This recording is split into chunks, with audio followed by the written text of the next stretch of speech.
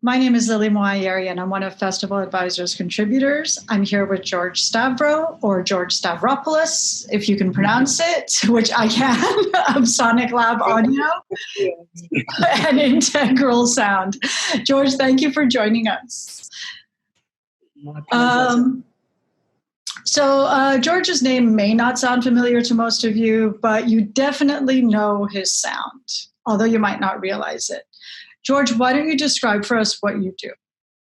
Well, primarily we're a sound system design. We're designers and engineers. Our specialty has always been dance club systems. And then through the early 2000s, when the DJs got too big to play the clubs and they started playing, sheds and arenas and festivals, we moved into that area as well. We're one of the very few companies who does venues and large-scale systems that just specialises in dance music. We don't do rock and roll. We don't do anything else. We found our niche very early on, and we stick to what we do best. Not that we can't do anything else, but, it is a preference, and we feel that we understand that genre. We understand the whole concept of a party and what it takes, and everything's a piece of it, we're quite happy with the marketplace we sort of occupy. Yeah, I know you don't like name dropping. I don't think you even name dropped the entire time we did our interview. You got to give us. Okay, I'm going to make it easy for you. You're going to give us 3 venues you've done anywhere in the world and 3 festivals you've been involved with anywhere in the world. Okay, well, I'll talk about some classic venues we did. So we did the Roxy in New York. We also did all the Crow bars in the United States. We did Womb in Tokyo. We did Cocoon in Frankfurt. We did Room 26 in Rome. We did Ministry of Sound in Singapore. I mean, we've done a lot. I mean, my partner Steve and I have been doing this for well over 30 years. I've been at it for 32 years. Steve's probably been at it for about 42 years. So, when you're around that long, even if you're just doing 1 club a year, which we're doing a hell of a lot more than that, it adds up to a lot of venues. And, venues have a life expectancy of 5 to 7 years pretty much, and then, you do it all again. We've been quite lucky. We've had a couple of venues that have been around for, 20-odd years, which is quite an exception for nightclubs, like Womb in Tokyo, Government in Toronto. That had a really long stretch. We have been lucky that some of those clubs have had a long-lasting life. What about some festivals? Festivals. I pretty much did the first 7 years of Electric Zoo, the BPM festivals, Mexico, Costa Rica, Portugal. I was the audio consultant out at EDC in Vegas. What else? I do all the all-day I Dream events in the United States. A lot of huge events on the West Coast in San Francisco, Los Angeles, and New York as well. They're primarily our markets. And then, some clients who do festivals worldwide. Also some larger events for the Womb venue. They did some outside events in Tokyo. So we did a lot of those. Also Cocoon in Frankfurt. They did a couple of outside events. We helped out with that. And as well as Australia, where I'm from, we do a lot of stuff there and have done for God knows how long. So, yeah. That's good. That's more name dropping than you did for me. I love that. So how did you get into this whole thing? Because I know that's this is not your background, really. It's definitely not my background. I pretty much fell into it by default. My background was in the electrical engineering game. But I always DJ'd. I DJ'd through high school, DJ'd through college. And the venues I was playing at had quite, I'd say, simple systems at the time. We're talking like early to mid 80s in Sydney, Australia. And there were no specific nightclub sound system companies in Australia at the time. So all the sound systems were being installed by live sound engineers who were building systems, as they were building live sound systems. They didn't have that emphasis on the bass. Now, earning real money for an electrical engineering company, I could afford to fly to New York every 3 to 4 months to buy records. And the records sounded very different to me in the clubs in New York to the clubs I was playing at back home. And just through, questions and asking some, engineers in the United States what they were doing, how they were doing it, I was managed to fiddle with some sound systems I was playing on and made them sound better. And, I got a few calls from other venues, and I was asked to design a sound system for one of the biggest gay venues in Sydney at the time, whose owners were quite generous with their budgets for technology every year. So they were always quite up to date. And they entrusted me as a young 20-year-old with a lot of money to build them a sound system. And, that went quite well. And here we are, 32, 33 years later, When did you move to the U.S.? Or did you move to the U.S.? I did, of course I did, yeah. I was working with Steve Dash, my partner, back in the phase on sound days, probably from the mid-90s. And we collaborated on a few things together. I'd go over and help him out on some things in New York. He'd come over to Australia and help me out. I had a company in Australia that's still being run now by my very first employee called Sound Lighting and Visual Equipment. So, we'd collaborate on a few things. And then in 2000, I went over and helped them out with the Roxy. They were redoing the Roxy sound system. And the partners, Steve and the other partner we had at the time, asked me to stay. And I stayed. So pretty much from 2000 on, I was there full time. But worked with Steve, on and off, probably a project a year since about the 94, 95. Wow, yeah. So you mentioned earlier that you tend to focus on dance music. Yes. Why dance music? What is it about that style that works better for you? First of all, it's a music playback system. So you don't have, you're not dealing with artists. You're not dealing with, repertoires that, are quite short sometimes. I mean, a lot of people say dance music is quite boring. And I mean, a lot of it, if you listen to it out of context, it probably could be quite boring. You don't have the experience that it's, produced to be. I can see how it can become boring, but I can't think of anything more boring than having a tour with an artist and he has one album and 15 songs and you're hearing 15 songs 6 days a week for, a 15-month tour. I just can't do it. So, again, and my personal preference is dance music. I love most genres. So, yeah, it was a choice for, personal taste. And also we feel that that's what we do best. Admittedly, we haven't tried to do a lot of other things, but because I think we could probably cross over and do some other things quite well. But we do dance music best. We understand it best, and that's why we've stuck to it. But also, you were telling me something about how you feel like you can manipulate dance music. And I mean, yes. With an artist or a band where the way that their music sounds is the way it's supposed to come across and you can't really interfere with that. Well, yeah, pretty much so. I mean, I find a lot of live music, you are pretty much amplifying and creating a little bit more impact on what's actually being played.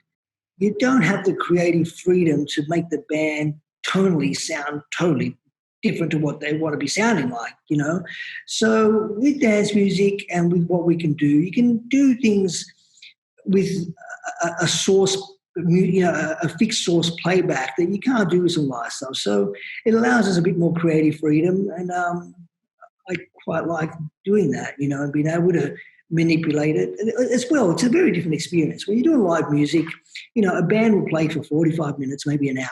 That's it. A lot of the clubs, a lot of venues, a lot of events we do are very long duration events. Some of the bigger clubs we did through the late 90s, early 2000s in New York would almost open on Friday night and not shut till Monday morning. They'd, shut and clean and open again, So a system, the wear and the duty cycle on a system is a lot more extreme. It's a more serious, I find it's a more serious, what would you call it? environment to do dance music playback, you know. I remember way back, you know, been raving for over 30 years. So initially our only concern, yes, I know I'm dating myself, proud of that. Our initial concern was only how loud can the sound system be? That's really all we cared about, is the loudest volume. And that hasn't been the case in so long. And I remember when you and I spoke, I mentioned that the first time that I heard about the quality of sound rather just than the volume of sound was during Sasha's and John Digweed's Delta Heavy Tour way back in 2002. I mean, they did a lot of interviews about it, and they brought a lot of attention. They brought a lot of attention to the company, which turns out was your company, your company, Phase On Sound. At the time, yeah. I mean, that's the history. And, you know, Steve was one of the founders of Phase On. I was not. I came in, like I said, about year 2000, and we actually disbanded from Phase On around 2005, I believe, and we formed Integral Sound. And, you know, Integral Sound has been our design and installation company. And we also started Sonic Lab Audio, which was a production wing, you know. One of the partners of Integral Sound was a festival producer, an event producer. And there was a bit of a conflict of interest seen by other potential clients of him being involved in the sound of their events. So I started Sonic Lab Audio as a specialty production company. And most of the production stuff these days is done through Sonic Lab Audio, and all the installation of fixed venue systems is done by, you know, under the banner of Integral Sound. But I feel like we all got a really good education at the time of Sasha and Digweed's Delta Heavy Tour, because I don't think any of us really understood how much our hearing was being damaged and how much the fact that we loved it loud was really, really bad for us. So can you explain the difference between having a sound system that's just turned up loud versus having it attenuated so you feel the sound rather than just having your ears bashed? Yeah. Now that gets a little bit technical, but I think the way you explain it is very... Well, I mean, we understand that, you know, exposure to the very sensitive frequencies the ears are very attuned to. So, I mean, the human ear is pretty much attuned to be very sensitive around the vocal range, okay? So we can communicate with each other. So those frequencies are extremely sensitive. So we found that long exposure to those frequencies becomes fatiguing, and also, you know, is quite harsh over, you know, your 8, 9, 12-hour event, you know, or club night. So, you know, we found a technique where we can actually attenuate that, and we put a bit more sort of loading on the low frequency where you can feel it, but not have this muddy sort of excessive bass. You want something quite tight and articulate where you can actually hear the musicality of the bass and the low frequency, but really feel it. So give you a good physical preference without overwhelming your ears. So, you know, it creates a more comfortable environment. Another thing we've seen that, you know, people's perception of loudness and volume really comes from some distortion as well. So if you hear a certain level of music, as in decibels, and it's distorted, your ear will perceive it being louder than it would be if it wasn't distorted. So, you know, we'd like to try and create a clean sound and then, you know, really amplify that quite up there. But again, you know, attenuating some of those frequencies that do become annoying and, you know, want you to go home, you know. Yeah, I know that my ears were heavily damaged for a little over 10 years of raving and spending way too much time in the basement, because I had them checked and there was definitely damage. And it's very specifically music damage, because they can tell the difference between other kinds of damage and music. So I do wear my musician's earplugs, and I have done for over 20 years now, for 20 years. So I know, you know, the quality of my experience is great, but I know it's hard to get people to kind of pay attention to the fact that they're like, oh, my ears are fine. It's like, well, how do you know? You don't actually know. You think your ears are fine. They get them test, religiously, like I do as well. I mean, I was fortunate enough. One of my early mentors and advisors I had in Australia, he suffered really badly of tinnitus that almost sent him insane, and he was onto me religiously from a very early stage to always wear earplugs. And it was just drilled in me religiously. So I have eczema in my ears from putting plugs in and out, 30 times a day. So, I'd rather have that problem. But my ears, surprisingly, for, a career in excessively loud environments for over 32 years, they're still quite good, So I do get them checked, quite regularly, and always have multiple pairs of welded earplugs. Yeah. Not just, I don't think I've done any further damage. You can't really, repair the damage you've done, but at least I haven't made it any worse. Well, they're actually doing some work with stem cell research and some stem cell people where they're repairing hearing. So, yeah, don't give up. Don't give up yet. No, but that's very exciting for when I'm actually going deaf from just age. So how does the space dictate what you do with the sound? Or like, how is that different from a festival versus a venue? Because I know with the venue, that's like a project that you can work on over a long period of time and test it out and kind of really, really custom make it to the physical space. I mean, there's very different constraints. When you're doing a venue, the internal acoustics of the space dictates a lot. The budget allocated to a system when you're permanently installing it also dictates what you can do. But when you're doing something that's permanently installed, you have the time and the luxury to experiment and to move things around if they don't work, retune, treat the room, shuffle things around, and you can go back and just refine it. You don't have that luxury, especially on a one-off event. You have a very limited time to set it up. You're usually using products that may not be, 100% ideal for that application, but because that's the inventory you have, or that's the inventory that's available, or the budget only allows for that sort of equipment choice, you're pretty much setting something up. You are setting something up temporarily, and you're making it the best you can given the budget, time constraints that you have. Also environmental issues, any sort of noise issues, what have you. So that's pretty much it. And it's up and it's going. The vent goes, it's pulled down, it's gone. That's it. There's no revisiting this. There's no, take 2, take 3, take 4. But when you're doing a system, you can really sort of hone your art and get it sounding the best you can. And that's why we like to do both. We find we excel in both areas, but we really love the installations. It's because from the design aspect to the installation and tuning and ongoing maintenance, it's a lot more satisfying to me personally. Yeah, I can imagine, especially since you can go back and fine tune it until it's exactly the same way. And something you told me, which I didn't realize, is you can port these systems from venue to venue to venue. I mean, they're custom made for one, but you can kind of reimagine them for a different space so that you don't have to shop from scratch. Well, systems, yes, and like I said, we've had some clients, or we've had some systems that have actually moved around.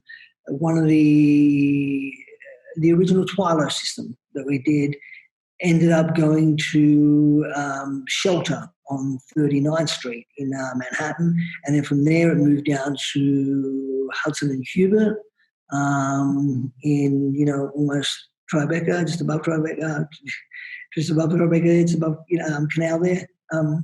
And then they pretty much stayed there. So that same system saw 3 venues.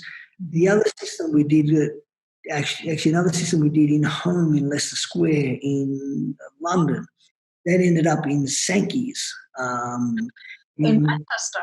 In the UK. Oh, okay. In the UK, no, yeah. And also the system that we did at Spirit in New York, the old Twilo space, ended up in Webster Hall for a while. So, they're all big systems going into big rooms. So, they're quite adaptable. But, you can. A good system is a good system, and it can somewhat be moved around. If it's purposely built into a venue, it's a bit different. But, you know, there's certain components of it that you can reuse and, you know, and again, all those systems need a little bit of rejigging, but for the whole, it was pretty much the same system. I like the idea of the history coming with it. Yeah, I mean, it's funny. We used to laugh about the old, you know, Sound Factory Twilo Spirit Space. You know, between Steve and I, we did that venue for 3 different clients, you know, 3 times, you know. So Steve did it at Sound Factory, we did it at Twilo, we did it as Spirit. So, yeah, it was quite funny. So what are you doing now that there are none of these things going on, or at least not very many of them going on? Well, I'm quite lucky right now. I have a lot of, I'd say, residential clubs, let's call them. A lot of clients are seeing, you know, in their vacation homes or whatever, are basically building private little clubs. So they can have a little party for, you know, 15, 20, 30, some of them, you know, 200 people, depending on how big their party spaces are. And we seem to be building a lot of private clubs. So that there is one thing. Developing some product as well. We've never had the time to, you know, develop more products because we're too busy running around setting things up. So we're redesigning our mixer. We used to build a mixer. So we're rebuilding that. We rebuilt some of our electronics. We just designed and building the first pair of our new DJ monitors. So, yeah, trying to keep busy. I feel like with a lot of people, they're finally getting to focus on things that they could never do before, or they did before, but not to the extent that they can now. And there doesn't seem to be a lot of dissatisfaction about that because they're like, well, I thought I could ever do this, and I'm doing it finally. So, like this product design. And I'm also extremely happy to be at home. You know, it's nice. Yeah, it's nice to be at home a bit more. You know, again, I'm still travelling a bit, but yeah, it's nice to be home. I think I was home for a good 4 months without any travel whatsoever. Wow. It was very, very comforting in a certain way. You know, like with the insecurity of what's going on freaking me out somewhat, I did have that sense of comfort of, you know, being home. That definitely evens things out. Comfort, insecurity. Sure. A little bit more. George, thank you so much for your time and your insight, for keeping our hearing intact while still allowing us to enjoy the music. And looking forward to experiencing your sound systems in the clubs and festivals soon. Yeah. Like I've been saying to a lot of people lately, I hope to see you in a dark, noisy place very, very soon. Noisy place soon. Thank you. Bye.